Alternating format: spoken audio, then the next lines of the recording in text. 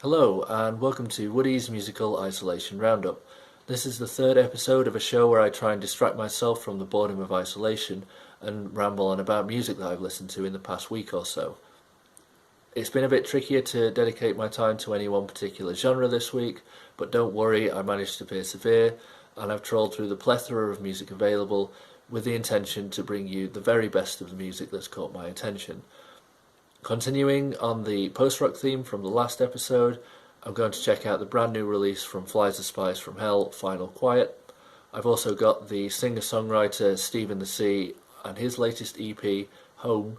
And then finally, on a 170-ish BPM electronic tip, we've got the producer duo Entropy from Bristol and their latest release on their brand new imprint.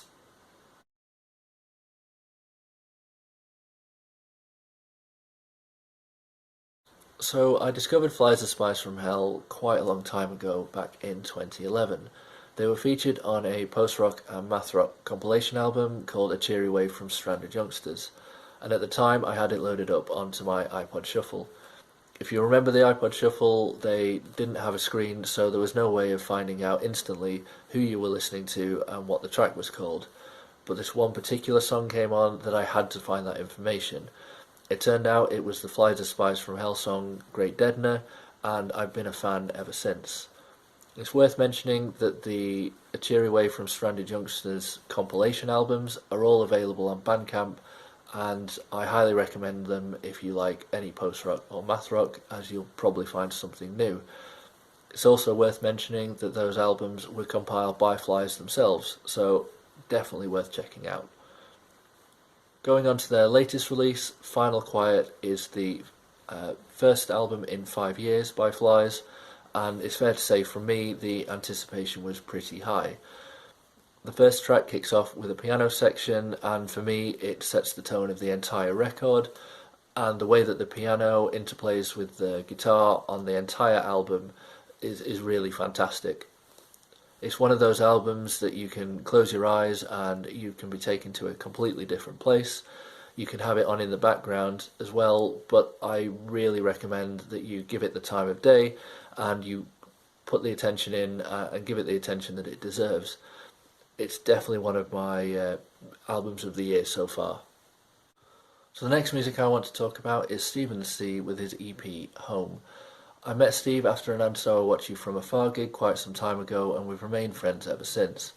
He's really talented, and his first EP, Stay Dry, Stay Warm, was brilliant. This EP has taken a little while to come to fruition, kind of sensing a theme with the bands that I choose, but this one picks up exactly where he left off, but also shows a more talented and confident musician, no more so than in the title track. That being said, my favourite track on the EP is the single Sleep Now, which is filled with a melancholic hope that is mirrored throughout the EP itself and also within the video that Steve self-produced. I highly recommend you go to his YouTube and check that video out. He has also recently released a making of video which details some of the behind the scenes process, and he makes it look incredibly easy to do, although I can imagine it was anything but. So my last pick is going to be the producers Entropy and their single Zenith and Nine Times. Entropy are a couple of producers based in Bristol, and compared to my last couple of picks, have a fairly constant stream of music releases, generally within the darker realms of drum and bass. This particular release is a slight departure from that and focuses around the 170 beats per minute mark, and it's their first release on their brand new label Disorder Media.